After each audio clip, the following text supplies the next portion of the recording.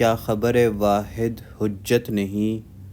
قیامت کی نشانیاں نامی کتاب میں زیادہ تر ان احادیث سے استشہاد کیا گیا ہے جنہیں اصول حدیث کی اصطلاح میں خبر واحد سے موسوم کیا جاتا ہے، کیونکہ قیامت کی علامات سے تعلق رکھنے والی احادیث کا بڑا حصہ خبر واحد پر مشتمل ہے۔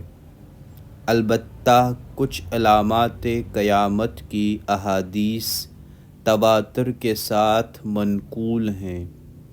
علامات قیامت پر ایمان یا انکار ایک اعتقادی مسئلہ ہے، اور بعض لوگ جو معتزلہ اور خوارج کے افکار سے متاثر ہیں اس بات کے مدعی ہیں کہ عقائد میں خبر واحد حجت نہیں، اور بعض لوگ تو عقائد کے علاوہ احکام میں بھی خبر واحد کو حجت تسلیم نہیں کرتے۔ قرآن و حدیث کی روشنی میں مذکورہ باطل دعوے کی قلعی کھولنے سے پہلے ہمیں خبر واحد اور تواتر کی اصطلاحی تعریفات کو مد نظر رکھنا چاہیے۔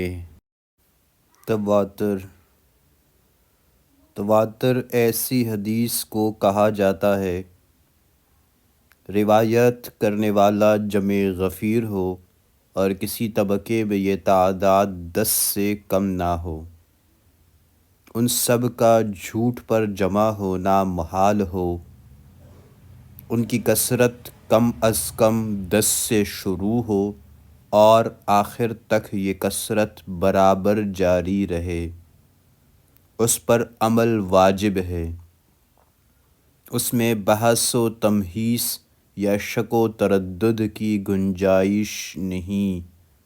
اسی طرح ایک شرط یہ بھی ہے کہ اس خبر کا تعلق حس سے مربوط ہو۔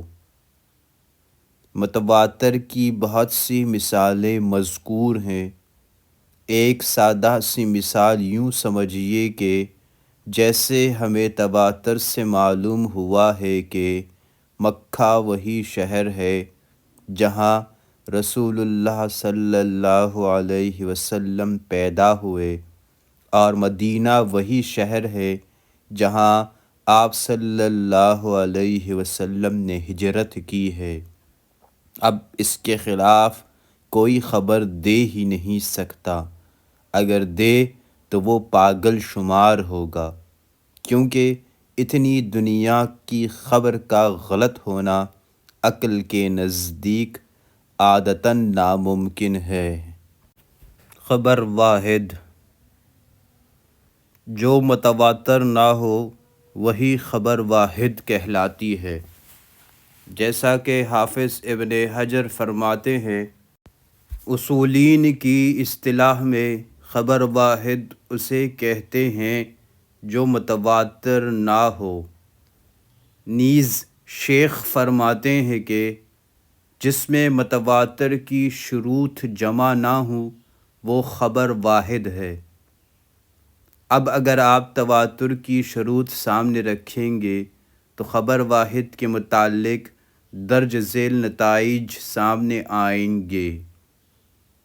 اسے روایت کرنے والے بہت زیادہ نہ ہوں بلکہ 10 سے کم ہوں، راجح قول کے مطابق۔ سند کے تمام طبقات میں یہ شرط موجود رہے۔ سند کے طبقات میں راویوں کی کمی بیشی ہوتی رہے مگر زیادتی 10 یا اس سے متجاوز نہ ہو۔ اسی لیے اگر ہر طبقے میں کم از کم 3 اور زیادہ سے زیادہ 9 راوی موجود رہیں تو اسے خبر واحد مشہور سے موسوم کیا جاتا ہے۔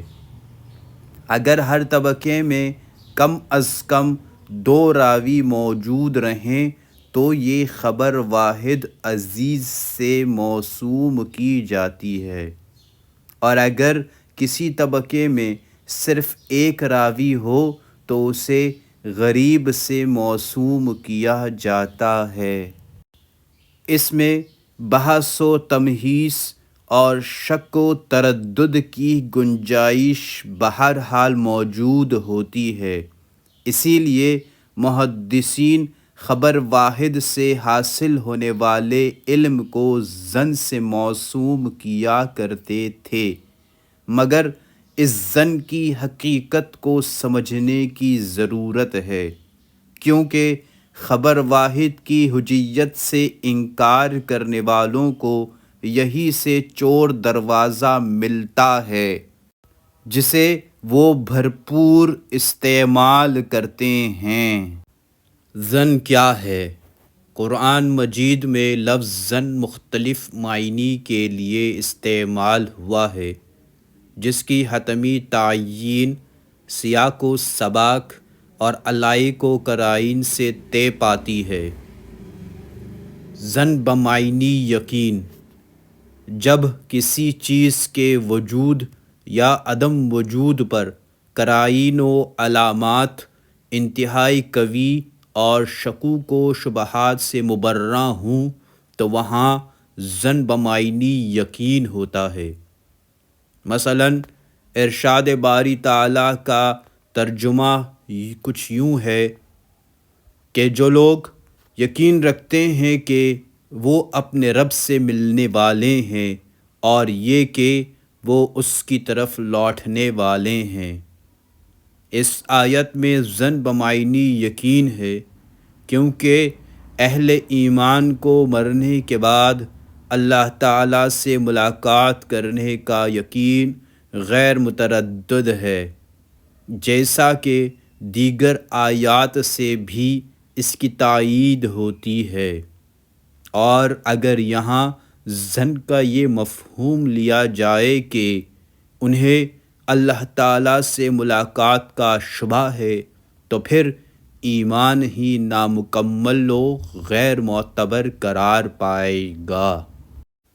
ظن بمعنی گمان غالب، بعض آیات میں ظن کو گمان غالب سے تعبیر کیا جاتا ہے، جس میں نصف سے زیادہ میں یقین اور نصف سے کم میں شک ہوتا ہے۔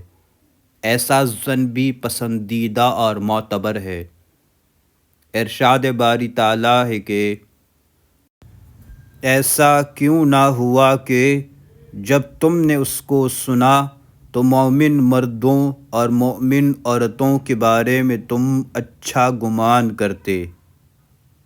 اس آیت میں مسلمانوں کو تلقین کی جا رہی ہے کہ انہوں نے بی بی عائشہ صدیقہ رضی اللہ عنہا کے بارے میں حسن ظن سے کیوں نہ کام لیا، کیونکہ زیادہ قرائن و علامات اسی پر دلالت کرتے ہیں کہ بی بی عائشہ صدیقہ رضی اللہ عنہا کا دامن اس قسم کی تہمت سے پاک ہے، لہٰذا اس ظن میں یقین کا پہلو راجح ہے۔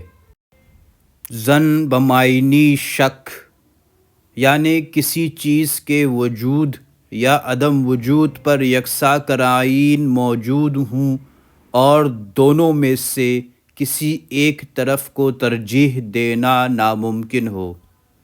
مثلاً ارشاد باری تعالیٰ ہے کہ اور بلا شبہ جن لوگوں نے اس کے بارے میں اختلاف کیا ہے وہ اس کی جانب سے شک میں ہیں، ان کے پاس اس کے بارے میں کوئی علم و یقین نہیں ہے سوائے ظن کی پیروی کے، اور انہوں نے یقیناً اسے قتل نہیں کیا۔ اس آیت میں یہود کے بارے میں کہا جا رہا ہے کہ سیدنا عیسیٰ علیہ السلام کے قتل کے سلسلے میں ان کے اقوال و آراء کی بنیاد شک پر ہے، علم و یقین پر نہیں۔ اسی شک اور عدم یقین کو اتباع ظن سے تعبیر کیا گیا ہے۔